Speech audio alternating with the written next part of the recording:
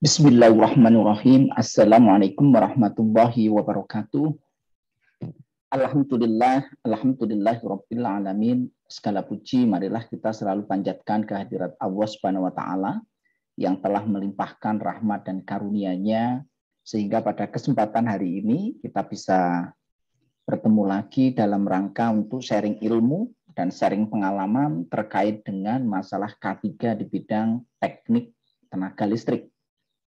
Nah, pada kesempatan hari ini saya akan membahas materi tentang bagaimana pencegahan dan juga pertolongan kepada seseorang yang terkena sengatan aliran arus listrik. Oke, kita mulai dengan biodata saya. Ini sudah sering saya sampaikan supaya nanti video ini mempunyai kejelasan narasumbernya itu siapa, ya. Karena banyak sekarang beredar informasi-informasi yang ada di YouTube itu tidak jelas narasumbernya, sehingga nanti Anda bisa melacak ya tentang narasumber dari materi atau konten yang saya kembangkan ini. Nah, tujuan dari video ini itu saya buat. Yang pertama sebenarnya saya tujukan kepada mahasiswa, yang kedua kepada alumni, yang ketiga kepada para operator di industri, teknisi, supervisor, dan juga para engineer yang seringkali masih mengalami kebingungan, ya, mengalami masalah terkait dengan bagaimana sih pencegahan terhadap sengatan aliran listrik, ya,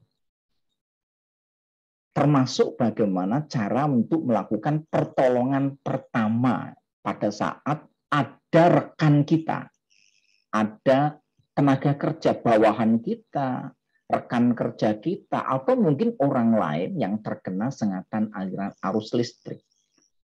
Ini masih banyak pada bingung.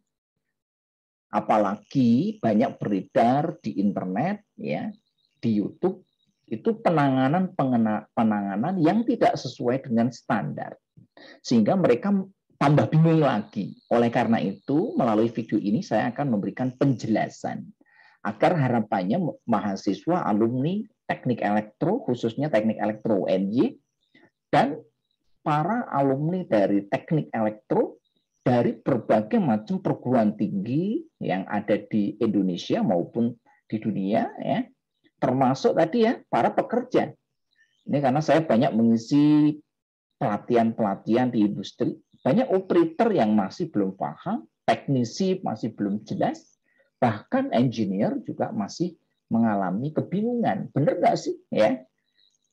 Cara-cara pencegahan maupun untuk pertolongan pertama ini. Harapannya setelah menonton video ini Anda menjadi lebih jelas. Sehingga harapannya lebih kompeten. Nah, kompeten ini yang penting. Dalam pekerjaan kita harus kompeten. Kompeten itu indikatornya adalah knowledge-nya. Kita tahu knowledge, yang kedua kita mempunyai skill atau keterampilan, yang ketiga kita punya attitude. Sehingga nanti bisa kita pupuk kompetensi ini.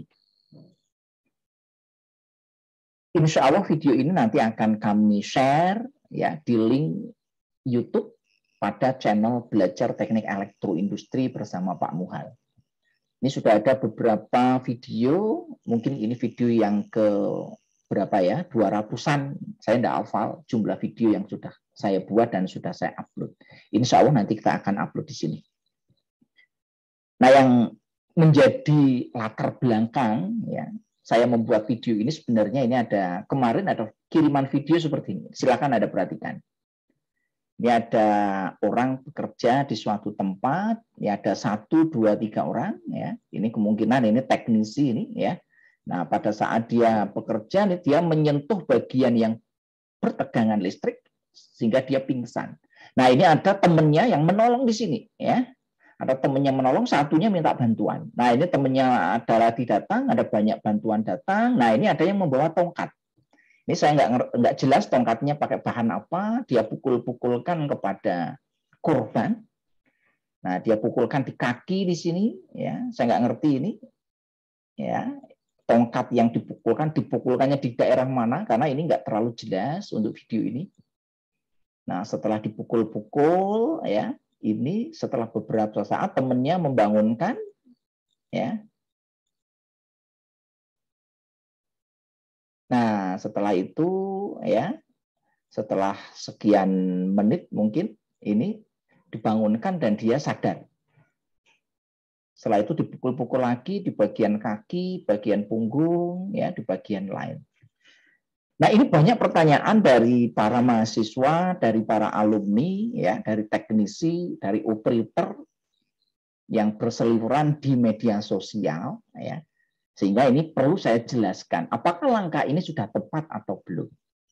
Nah, sebelum kita bahas ke sini, memang kalau kita bicara tentang sistem tenaga listrik, ya, energi listrik itu energi yang paling banyak kita digunakan oleh manusia modern. Nah, kecelakaan sengatan listrik ini disebabkan oleh apa, ya? Jadi di sini ada potensi. Jadi listrik itu selain bermanfaat, dia punya potensi. Jadi di sini kecelakaan sengatan listrik itu disebabkan oleh adanya arus listrik yang melalui tubuh manusia. Jadi tadi ada operator di sini, ya, yang menyentuh bagian yang bertegangan. Ini mungkin ada kabel yang terkelupas atau apa, ya, baik secara disengaja maupun tidak disengaja, sehingga arus mengalir ke tubuh manusia. Maka itu yang dinamakan kesetrum. Nah, efek dari kesetrum ini yang di dalam bahasa Inggrisnya namanya adalah shock atau kejut listrik, ya. Ini bisa berupa apa saja. Mulai dari yang paling kecil seperti kita merasa kata seperti kesemutan, ya, hingga bisa terjadi pingsan secara mendadak bahkan kematian. Nah, sekarang pertanyaannya, jika ada orang yang terkena sengatan listrik, apa yang perlu dilakukan untuk dapat menyelamatkan nyawanya? Apakah cara seperti tadi ini sudah benar atau belum? Apakah yang di video ini itu sudah tepat atau belum? Apakah ini video masuk kategori hoax atau ini benar? Kalau kami lihat dari tayangan ini adalah benar, ya, di sini tidak ada rekayasa. Ini adalah diambil dari CCTV mulai dari jam sekian sampai jam sekian ini menunjukkan, ya, pukul ininya, ya, jelas di situ, ya. Tidak ada rekayasa. Tapi wallahu a'lam bishawab, ya. Tetapi cara-cara seperti ini nanti kita bisa lihat yang benar seperti apa untuk menolong, ya. Nah, kalau kita lihat sebenarnya masalah kesetrum ini sudah sangat sering terjadi. Jadi masalah orang kesetrum itu sudah dimulai sejak zaman listrik pertama kali ditemukan. Sejak zaman era Thomas Alva Edison di abad ke-19 pada Nikola Tesla, ya, dan teman-temannya sampai dengan sekarang. Nah, sekarang kita lihat berita-berita yang mengabarkan tentang masalah orang kesetrum. Ini di suarabali.id, ini ada kabar duka, namanya ada di sini, lagi memperbaiki pompa malah tewas kesetrum listrik. Yang kedua, ini ada 5 pekerja PT Telkom tersengat listrik di Luwu Utara, Sulawesi Selatan. 2 meninggal. Innalillahi wa inna ilaihi raji'un. Yang berikutnya di sini, ini juga sama, ya. Ini petugas, ya, pada saat memasang sambungan aliran listrik di GTM Munggur Kidul Karanganyar juga meninggal, ya. Ini pekerja instalasi sambungan listrik di Warakas Jakarta Utara itu juga kesetrum hingga meninggal dunia. Bahkan di sini jasadnya masih menggantung di tiang listrik. Ini kalau kita lihat berita-berita orang kesetrum ini di Detik juga banyak, ya. Ini ada berita-berita tentang orang-orang yang terkena kecelakaan kesetrum. Jadi di sini tadi sudah saya jelaskan bahwa yang namanya listrik itu merupakan energi yang paling banyak digunakan oleh umat manusia di zaman modern ini. Kenapa manusia itu lebih senang menggunakan listrik dibanding energi yang lain seperti gas, seperti BBM, seperti uap, terus energi air dan lain sebagainya? Karena memang listrik punya banyak kelebihan. Apa sih kelebihan dari energi listrik? Yang pertama, listrik itu mudah untuk dibangkitkan. Listrik bisa dibangkitkan dari apa saja. Dari uap bisa, dari gas bisa, dari BBM bisa, dari matahari bisa, dari angin bisa, dari ombak bisa, dari biogas juga bisa. Sehingga listrik itu punya mudah untuk kita bangkitkan. Nah, listrik itu masuk energi yang sifatnya sekunder, bukan primer. Energi listrik primer itu ada di alam seperti petir, tapi tidak bisa kita manfaatkan. Yang kedua, kelebihannya apa? Dia mudah untuk disalurkan. Menyalurkan energi listrik cukup pakai kabel, pakai penghantar. Yang ketiga, pengendaliannya juga relatif lebih mudah. Listrik bisa kita kontrol tegangannya, arusnya, frekuensinya dengan mudah. Untuk mengontrol tegangan, kita bisa menggunakan trafo, bisa menggunakan peralatan switching elektronik, ya, bisa menggunakan kapasitor, induktor, dan lain sebagainya. Yang berikutnya, listrik juga mudah untuk diubah menjadi energi lain. Misalkan kalau kita butuh cahaya, kita cukup pakai lampu. Kalau kita butuh gerak, kita membutuhkan motor listrik. Kita butuh panas, kita pakai heater. Kita butuh energi-energi dalam bentuk lain, ya kita tinggal kembangkan alatnya saja. Butuh dingin, kita pakai pendingin. Dan lain sebagainya. Nah, selain manfaat yang sangat banyak ini, listrik juga punya potensi bahaya. Nah, bahayanya apa? Bahaya listrik yang paling banyak ya terjadi itu adalah bahaya kejut listrik atau shock. Ini yang langsung berkenaan dengan manusia. Yang kedua sebenarnya ada bahaya namanya arcs, ya. Ini tidak ada hanya arcsnya, arcing, ya. Arcing itu percikan api. Yang ketiga ada bahaya blast, ledakan. Berikutnya bisa terjadi kebakaran, yang berikutnya bisa menghasilkan panas atau suhu yang tinggi. Nah, oleh karena itu, bagaimana kita di dalam menggunakan energi listrik, ya kita harus sesuai dengan standar. Kita harus mengikuti standar, kita harus mengikuti keilmuan yang jelas. Anda sebagai mahasiswa, sebagai alumni teknik elektro, sebagai teknisi, sebagai engineer, harus berpedoman pada kaidah-kaidah ilmiah. Jangan menggunakan kaidah-kaidah yang tidak ilmiah. Nah, sekarang kita bahas ya untuk potensi bahaya listrik ya. Tadi sudah saya jelaskan. Bahaya listrik itu yang paling berkenaan dengan manusia yaitu bahaya shock. Apa itu bahaya shock? Yaitu bahaya kejut listrik. Yang kedua bahaya arcs yaitu percikan api. Ini bisa menimbulkan efek termal, suhu berlebih ya, sehingga bisa memicu terjadinya kebakaran. Yang ketiga itu ada efek blast atau ledakan. Peralatan-peralatan listrik seperti trafo, kapasitor, circuit breaker, fuse, ya, dan lain sebagainya itu bisa meledak. Dan yang keempat itu ada bahaya lain. Nah, hari ini yang saya bahas adalah bahaya shock saja. Bahaya arus kejut listrik. Karena tadi ya ada orang kesetrum, nah itu yang kita bahas di sini. Nah, sedangkan bahaya-bahaya lain apa saja? Ada banyak. Ini nanti sebenarnya ini sudah sering saya bahas di materi tentang K3 listrik. Yang pertama bahaya induksi elektromagnetik. Ya. Karena listrik mesti memunculkan medan elektromagnetik. Ada medan listrik, ada medan magnet. Medan listrik dihasilkan dari tegangan, menghasilkan medan listrik. Ya. Arus menghasilkan medan magnet. B dan H. Kalau medan listrik itu E. Ya, tegangan. Yang kedua adalah bahaya radiasi. Karena ada medan elektromagnetik, di situ muncul radiasi elektromagnetik. Nah, ini juga bisa berbahaya bagi manusia. Apalagi kalau melebihi ambang batas. Yang ketiga adalah bahaya yang terkait dengan fisik, terpeleset ketika sedang melakukan pekerjaan pemeliharaan listrik, gitu ya. Bahaya jatuh, ya. Memperbaiki lampu yang ada di atas karena ada sengatan listrik terkejut jatuh ya. Yang berikutnya adalah tersentuh panas peralatan listrik ya yang berbeban cukup tinggi. Maka ini juga bisa mengakibatkan bahaya-bahaya dan ini bisa menyebabkan terjadinya kecelakaan. Dan bahaya-bahaya lain yang saya kira kalau kita bahas ada banyak sekali. Nanti kita bahas di lain waktu. Nah, berkaitan dengan bahaya atau potensi bahaya listrik ya, saya mengacu pada bukunya standar yang ditulis oleh John Caddick ya dan teman-temannya. Ini bukunya ini sangat bagus ya. Mahasiswa, alumni, teknisi, engineer mestinya punya buku Electrical Safety Handbook karya John Kedick dan teman-teman.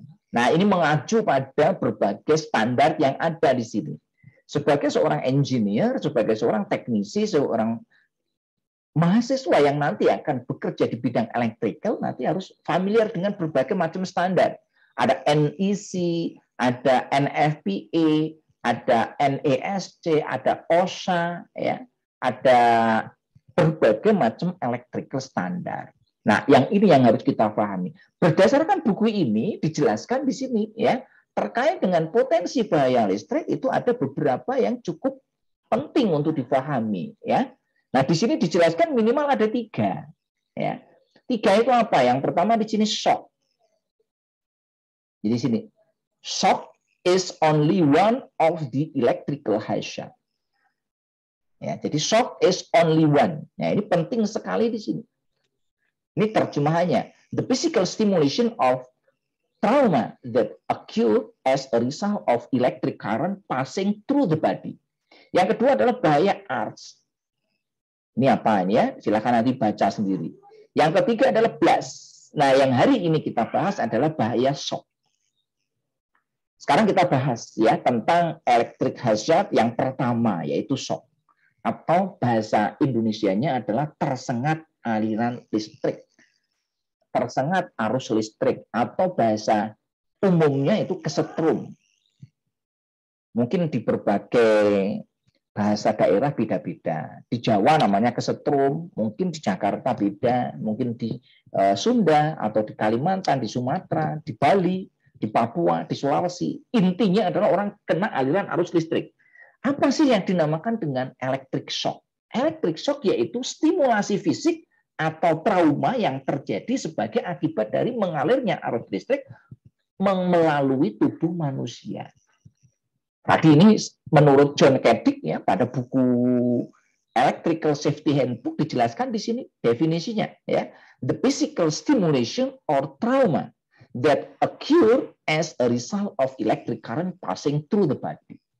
Jadi di sini kalau saya terjemahkan secara bebas seperti ini. Mohon maaf apabila terjemahan saya kurang baik. Intinya begini ya. Jadi manusia bisa terkena aliran arus listrik ya yang akan terjadi stimulasi fisik bergantung kepada besar dan lamanya arus listrik melalui tubuh manusia. Nah, sekarang kita lihat bahaya dari shock ya. Orang yang kesetrum itu dapat mengalami berbagai macam luka ya, baik luka ringan, luka berat yang serius maupun trauma. Mungkin Anda salah satu ya dari orang yang pernah kesetrum, termasuk saya. Walaupun saya dosen teknik elektro, saya beberapa kali mengalami electrical shock. Contoh sederhana di mana mengalami electrical shock ya. Seringkali kadang kita berhubungan dengan arus listrik, berhubungan dengan tegangan listrik. Contohnya misalkan pada saat saya bekerja di panel listrik ya, mengganti lampu, memperbaiki stop kontak, menghidupkan lampu melalui saklar, dan lain sebagainya. Nah, ini bisa terjadi potensi kesetrum. Nah, selain tadi ya, luka ringan, luka berat yang serius, maupun trauma, banyak orang yang kesetrum bisa mengalami kematian. Tadi berita-berita di media massa sudah banyak contohnya. Nah, oleh karena itu di sini sebagai mahasiswa teknik elektro, sebagai teknisi listrik, sebagai engineer di bidang teknik tenaga listrik, itu harus memahami tentang potensi bahaya di listrik.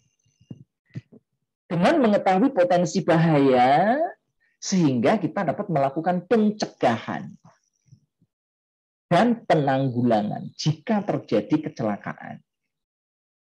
Nah, ini saya jelaskan dulu pertama kali cara mencegah bahaya listrik. Nah, sebenarnya untuk kita tidak terkena bahaya listrik ada berbagai macam cara. Yang pertama apa? Yang pertama kita mendesain sebuah sistem tenaga listrik itu dengan jarak yang aman. Jadi misalkan ini contoh ya, ini pekerjaan, kadang-kadang orang kesetrum kenapa ya? Karena lingkungan kerjanya tidak safety. Ada dua macam penyebab ya, nanti kita bahas, yaitu adalah yang namanya unsafe condition dan unsafe action. Kondisi yang tidak aman dan tindakan yang tidak aman. Seringkali gini contoh di lapangan ya. Di dalam kita kerja, misalkan di sini kita membawa tangga. Karena tempatnya di sini sangat sempit sehingga kita membawa tangga tidak bisa, ini tidak berbenturan dengan potensi yang berbahaya. Misalkan di sini ada tiang listrik yang berpotensi di situ terjadi short to body. Oleh karena itu apabila di sini menyentuh di sini terjadi short to body, maka kita bisa terkena sengatan listrik. Oleh karena itu gimana? Sebagai seorang engineer, sebagai seorang teknisi, sebagai seorang mahasiswa dan alumni, mestinya kita bekerja mendesain tempat kerja kita itu aman. Unsafe condition. Kondisinya harus kita desain aman. Bagaimana kalau kita tidak bisa mendesain tempat kerja yang aman? Kita bisa menggunakan cara yang kedua, yaitu kita dengan menggunakan index protection atau IP. Kita kasih IP supaya nanti orang itu tidak bisa bersentuhan dengan sumber bahaya. Kita melakukan rekayasa IP terkait dengan benda padat maupun benda cair. Kalau benda padat manusia, tangan manusia nggak boleh masuk, nggak mungkin dia masuk, maka dikasih penghalang, halang rintang. Benda air supaya tidak terjadi konslet, maka di situ tahan terhadap air, percikan air, termasuk semprotan air dari segala arah dan lain sebagainya. Kita maka kenal IP. Nah ini masuk rekayasa, termasuk nanti kita menggunakan interlock.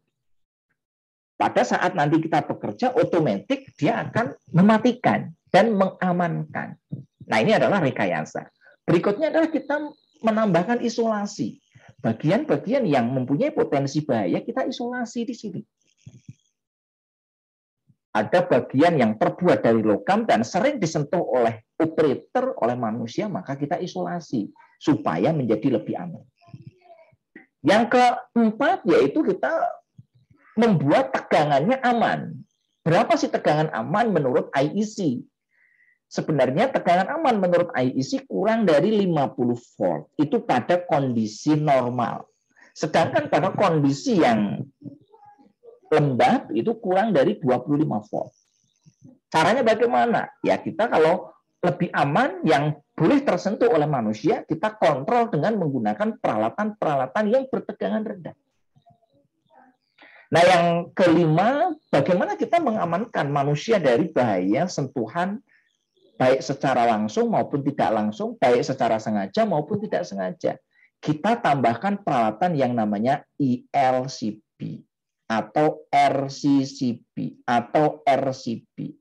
Apa itu ELCB? Earth Leakage Circuit Breaker.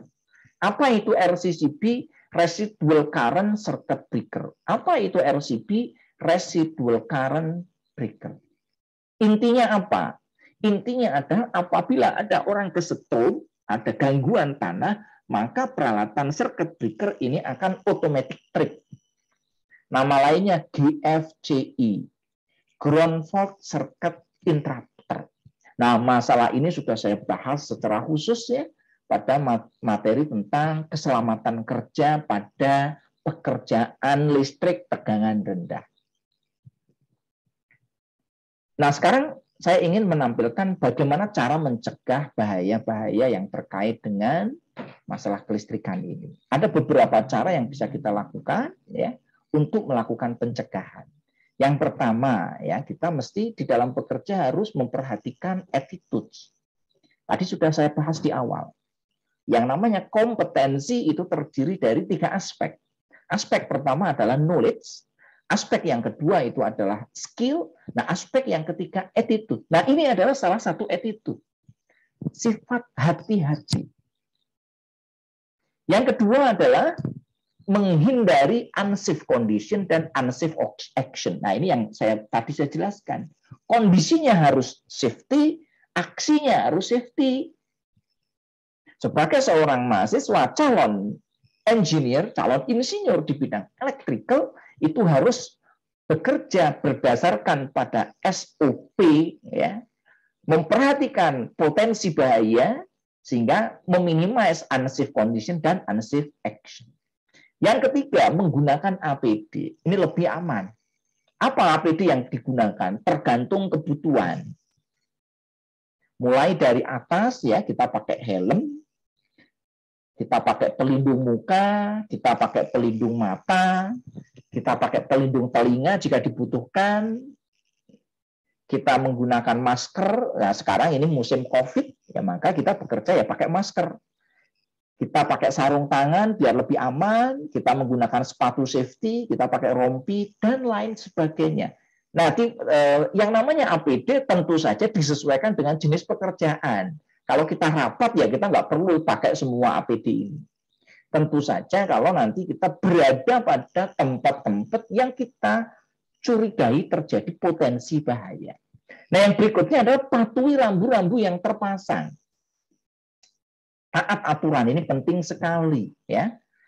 Hati-hati yang pertama, memahami tentang unsafe condition dan unsafe action, bekerja dengan menggunakan APD, memenuhi aturan yang berlaku, dan yang berikutnya adalah melaksanakan prinsip-prinsip keselamatan dan kesehatan kerja, baik secara umum maupun yang terkait dengan K3 di bidang kelistrikan. Nah, ini adalah cara untuk melakukan pencegahan. Nah, bagaimana dengan untuk pencegahan bahaya shock? Ini secara spesifik terkait dengan bahaya shock, kita bisa melakukan pencegahan. Yang pertama, apa yang perlu kita lakukan? Yaitu jangan membiasakan diri mencoba baik secara sengaja maupun tidak sengaja memegang benda-benda logam yang kemungkinan bisa menghantarkan arus listrik atau yang mempunyai tegangan listrik. Ini kadang-kadang para teknisi, operator itu karena sudah saking ahlinya, sudah saking terbiasanya bekerja dengan menggunakan alat listrik, kadang-kadang abai. Ada apa-apa, saya sudah terbiasa. Nah, ini yang kadang-kadang menjadi potensi munculnya bahaya. Oleh karena itu di sini jangan membiasakan. Biasakan bekerja secara safety. Unsafe action. Itu kita minimize. Jadi bekerja secara safe action. Action yang kita lakukan safety, ya. Kalau Anda teknisi ya berdasarkan SOP. Kalau Anda sebagai engineer ya berdasarkan teori, berdasarkan standar, berdasarkan pengalaman, berdasarkan rule of thumb, dan lain sebagainya. Yang kedua, untuk mencegah terjadinya shock, maka sebaiknya bagian-bagian terbuka yang bertegangan itu diisolasi. Ini banyak sekali instalasi listrik yang jorok. Jorok itu artinya apa? Bagian yang mempunyai tegangan itu tidak diisolasi. Alasannya apa? Sementara. Padahal prakteknya semenaun. Ini saya sering temukan hal-hal seperti ini. Nah, inilah potensi terjadi yang namanya kecelakaan kerja. Oleh karena itu, di sini kita biasakan unsafe condition kita hilangkan. Ini kondisi-kondisi yang tidak aman ya kita jadikan lebih aman. Ya. Yang ketiga, beri tutup yang aman pada bagian yang bertegangan. Bagian yang bertegangan sebaiknya kita beri tutup. Contoh apa? Stop kontak. Stop kontak di situ ada potensi bahaya. Sebaiknya kita kasih tutup. Agar tidak dimasuki hewan, tidak dimasuki oleh kotoran, debu, tidak dimasuki oleh air, dan lain sebagainya. Yang berikutnya, beri pagar pengaman pada bagian yang bertegangan. Jadi bagian yang bertegangan itu dikasih pagar pengaman. Misalkan apa? Trafo, ya dikasih halang rintang. Terutama untuk tegangan-tegangan yang menengah. Misalkan untuk instalasi bawah tanah, ya di situ dikasih, ya ditutup di bawah tanah, dikasih halang rintangnya supaya tidak dilalui ya oleh orang-orang yang tidak berkepentingan. Nah, di sini termasuk bagian-bagian yang mempunyai potensi bisa tersentuh oleh manusia. Tadi ya, ilustrasi tadi kenapa kok pekerja tadi bisa kesetrum? Karena ada bagian yang bertegangan tidak diberi pengaman, tidak diisolasi, tidak ditutup. Ya. Nah, ini yang sering menjadi awal dari kecelakaan. Nah, kalau bisa nanti perlu ditambahkan peralatan interlock. Yang kelima, pasang grounding pada instalasi listrik. Instalasi listrik sebaiknya nanti ditambahkan dengan grounding. Nah, grounding ini penting, termasuk nanti untuk pemasangan ELCB. Kalau ada orang kesetrum, kalau dia di grounding, maka itu lebih aman. Kalau tidak di grounding, maka ELCB tidak bisa mendetek dengan baik. Nomor 6, pasang grounding pada bagian-bagian yang kemungkinan bisa bertegangan. Misalkan apa? Frame motor. Kalau di rumah yaitu apa misalkan? Kulkas bagian belakangnya. Mesin cuci bagian belakang. Nah, ini yang kadang-kadang bisa terjadi awal mula terjadinya orang kesetrum. Ya. Yang berikutnya, pasang ELCB. Apa itu ELCB? Yaitu Earth Leakage Circuit Breaker. Nah, ini ELCB ini. Ini yang alat yang perlu kita tambahkan. Salah satu merek ini produknya Schneider. Ada banyak sekali produk dari ELCB. Ini yang nanti dia akan mendeteksi apabila ada arus bocor. Arus bocor itu orang kesetrum berarti kan ada arus bocor itu. Minimal 30 miliampere, maka ELCB atau nama lainnya itu ada GPAS, itu bahasa Indonesia. RCCB itu versi negara lain, ya. RCD itu versi negara lain, GFCI itu versi Amerika, dan lain sebagainya. Nah, ini kalau ada orang kesetrum, maka ELCB akan memerintahkan circuit breaker untuk trip. Nah, ini termasuk salah satu peralatan untuk menjaga agar orang tidak terkena bahaya shock. Nah, yang ketiga, apabila kita bekerja, sebaiknya nanti kita pasang LUTU. Apa itu LUTU? Lockout and take out. Lockout, take out. Jadi misalkan kita mau bekerja ini, ya, nanti kita di panel yang di circuit breaker-nya kita matikan dan kita gembok. Kuncinya kita bawa. Artinya apa? Orang lain yang nanti terganggu dengan pemadaman listrik tidak bisa menyalakan listriknya. Kalau mau menyalakan listrik, izin dulu kepada kita agar tidak terjadi kecelakaan kerja. Nah, yang berikutnya ya tentu saja kita menggunakan APD atau PPE yang baik dan benar. Nah, ini adalah usaha mencegah. Nah, sekarang bagaimana kalau ada orang yang tersengat listrik seperti pada kasus yang di video awal? Ya, pada orang yang kesetrum itu langkah kita menolongnya seperti apa? Apakah seperti yang tadi diperagakan itu benar atau tidak? Saya nggak mau mengatakan itu benar atau tidak. Silakan Anda menilai sendiri. Nah, cara-cara yang sesuai dengan standar itu yang pertama yang kita lakukan apabila kita melihat teman kita, bawahan kita, atau seseorang yang terkena sengatan listrik, ya, misalkan seperti ini, maka yang pertama kita harus pastikan dulu lingkungan itu aman. Kita cek, ya, periksa sumber listriknya di sini. Kalau ini kebetulan listrik yang dari instalasi jaringan listrik, itu di sini kita lihat aman atau tidak. Yang kedua, di sini kita cek apakah korban masih terhubung dengan sumber listrik atau tidak. Contohnya di sini nih, ini ada kabel putus, dia menimpa korban, setelah itu kabelnya sampai di bawah di sini. Nah, di sini kita harus cek dulu, apakah di lingkungan ini aman atau tidak. Karena di sini kalau ada kabel putus seperti ini, kabelnya di sini tidak terhubung ke korban, ini kan tidak terhubung ke korban, artinya sudah tidak menempel di korban. Maka kita harus perhatikan, di sini terhubung ke tanah, maka di sini ada tegangan langkah di sekitar ini. Maka kita harus pastikan, ya, sebelum kita menolong, apakah kita menggunakan sepatu safety atau tidak. Jangan menyentuh korban jika masih terhubung dengan sumber. Seandainya korban itu masih terhubung dengan sumber, kita jangan menyentuh. Kenapa jangan menyentuh? Karena Anda bisa kesetrum. Yang berikutnya kita cek dulu apakah lantainya basah atau tidak di sekitar ini. Kalau lantainya basah, kita bisa ikut-ikutan kena setrum. Kita perhatikan apakah muncul api atau tidak. Kalau muncul api, padamkan. Memadamkan api sebaiknya pakai APAR, alat pemadam api ringan, atau pakai selimut api, atau dengan bahan-bahan isolator lainnya, misalkan pakai baju Anda, ya, kalau memang tidak ada sama sekali, pakai baju Anda, ya, yang terbuat dari kain yang isolasi tidak keringetan gitu, ya. itu digunakan untuk memadamkan api, ya. Nah, berikutnya gimana? Kalau Anda memang tidak mempunyai kemampuan, sebaiknya hubungi layanan darurat. Nah, ini layanan darurat yang bisa dihubungi nanti, ya.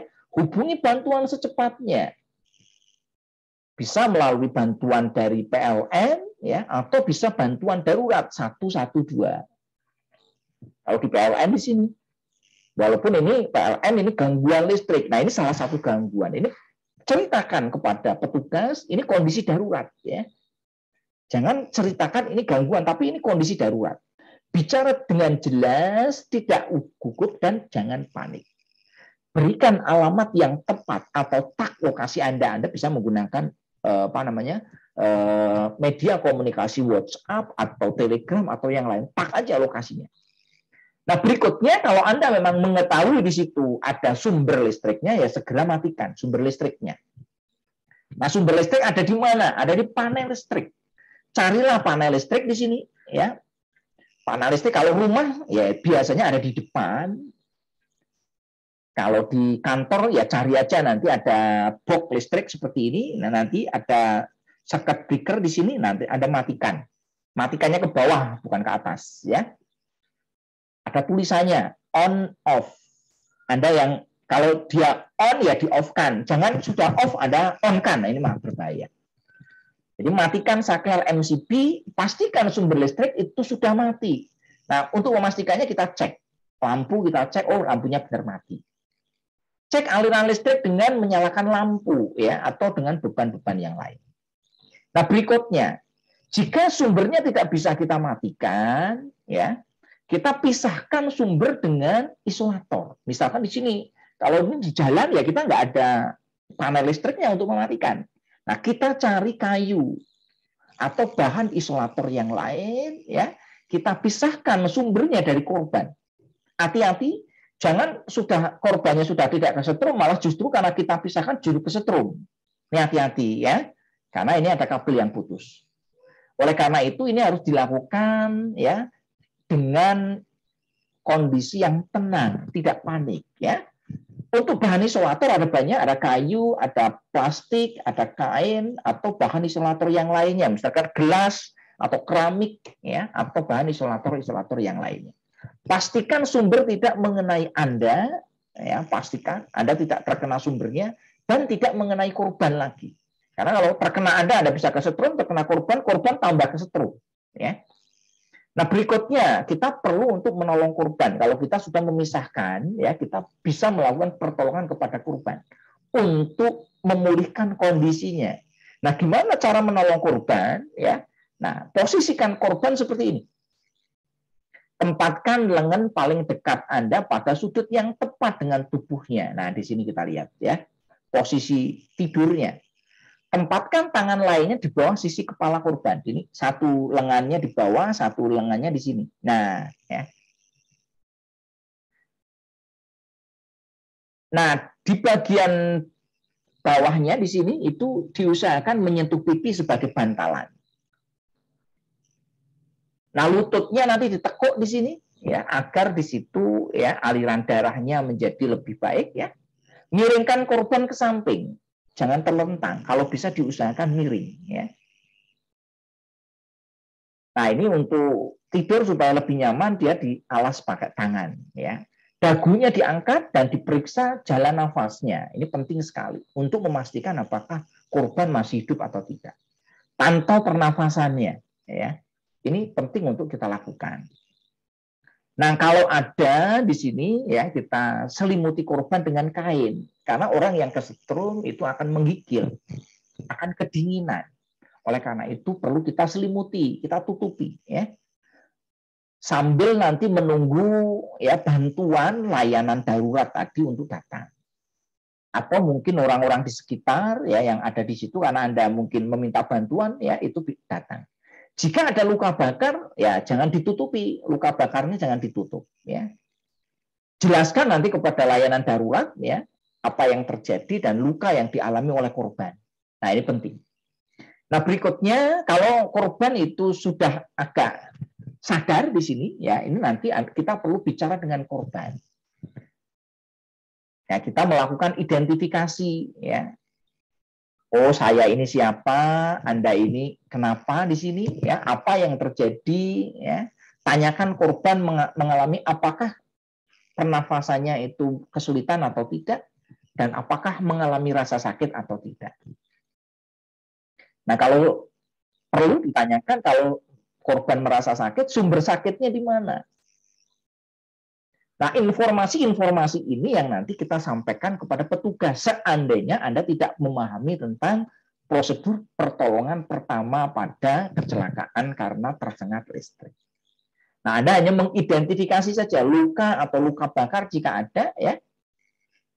Jika korban tidak sadar di sini pingsan, ya, maka perlu kita periksa jalan nafasnya untuk memastikan bahwa oh, korban masih hidup. Nah, berikutnya kita perlu mencegah agar korban tidak pingsan. Nah, caranya bagaimana agar tidak pingsan itu, ya? Ya, kita perlu membaringkan korban pada posisi yang seperti ini dengan meninggikan kaki, ya, sekitar sekian, ya. Dan kita segera menelpon bantuan, ya. Dan kita juga perlu untuk kalau kita membawa peralatan-peralatan yang untuk menyadarkan korban, kita perlu mungkin menambahkan itu, ya, supaya nanti korban tidak pingsan. Nah, bagaimana jika kondisi korban terus memburuk? Ya, maka ya kita perlu menghubungi lagi ini layanan darurat tadi. Jika ada perubahan kondisi korban, ya, atau menemukan luka baru, maka ya tadi layanan darurat lagi kita hubungi lagi, supaya nanti ini menjadi prioritas utama. Ya, memang kalau di Indonesia kadang-kadang kita untuk menghubungi layanan darurat kadang cukup lama, ya kita harus bersabar. Nah, bagaimana jika korban berhenti bernafas, ya, maka kita perlu lakukan CPR atau pernafasan buatan. Nah, ini memang tidak semua orang bisa, ya. Tidak semua orang bisa untuk melakukan CPR atau pernafasan buatan. Nah, intinya di sini kita tekan di sini, ya, di area jantung agar nanti ini korban bisa bernafas. Tapi ini perlu pelatihan, ya. Nah, ini kita tekan di sini, ya, di area dada yang dekat dengan jantung di sini untuk memompa udara di sana. Setelah itu korban kita terlungkupkan supaya nanti dia bisa bernafas dengan baik. Nah, ini ada beberapa kali yang kita lakukan sambil nanti menunggu bantuan datang, ya. Nah, berikutnya apabila di tubuh korban ada area yang terbakar, seperti ini misalkan, ada area yang terbakar. Nah, ini luka bakar memiliki karakteristik tertentu yang dapat kita identifikasi, ya. Nah, di sini misalkan identifikasinya seperti apa? Kulit merah, ya, kulit mengelupas, terjadi pembengkakan, ada melepuh, ada kulitnya lebih mengkilap, ada kulitnya hangus, ya, ada yang putih, coklat maupun hitam. Ini untuk tanda-tanda luka bakar. Caranya gimana? Nah, apabila ada luka bakar, setelah kita identifikasi cederanya, maka kita siram atau bilas dengan menggunakan air. Nah, airnya pastikan air yang bersih, jangan air yang mengandung bakteri infeksi, ya. Jangan menggunakan air es, cukup pakai air saja. Tetapi air dingin di sini bukan air es, ya. Dengan air saja di sini. Jangan pula menggunakan air panas atau krim atau cairan berminyak pada luka bakar. Jadi untuk pertolongan pertama pakai air saja. Karena kulit yang terbakar itu sensitif terhadap suhu ekstrim maupun krim, ya. Nah, apabila kita tidak punya macam-macam, ya nggak usah pakai krim-krim, ya, cukup pakai air. Nah, setelah itu ya kita bisa membantu untuk melepaskan pakaiannya. Ya, tentu saja di sini tergantung dari jenis kelaminnya. Nanti kalau yang ini ya kita perhatikan. Setelah itu nanti kita bantu untuk melakukan pembalutan luka bakar yang terjadi. Nah, kalau sudah bantuan datang, ada ambulan ataupun mobil yang bisa membawa ke tempat klinik, ya, atau rumah sakit yang terdekat, itu menjadi lebih baik. Saya kira itu yang dapat kami sampaikan terkait dengan bagaimana upaya kita dalam mencegah terjadinya bahaya kesetrum. Dan bagaimana langkah kita untuk menolong, ya, teman kita rekan kerja kita, bawahan kita, atau orang lain yang terkena bahaya kesetrum karena listrik. Nah, ini sebaiknya kita lakukan dengan cara-cara yang ilmiah. Nah, semoga materi ini bisa membantu Anda dalam meningkatkan kompetensi kerja dan melakukan tindakan yang benar apabila terjadi kecelakaan kerja. Saya sangat berharap tidak terjadi kecelakaan kerja. Oleh karena itu tadi kita perlu melakukan pencegahan, yaitu meminimize unsafe action dan unsafe condition. Terima kasih. Mohon maaf apabila ada kurang dan salahnya. Akhirul kalam, wallahul muwaffiq ila aqwamit thoriq. Assalamualaikum warahmatullahi wabarakatuh.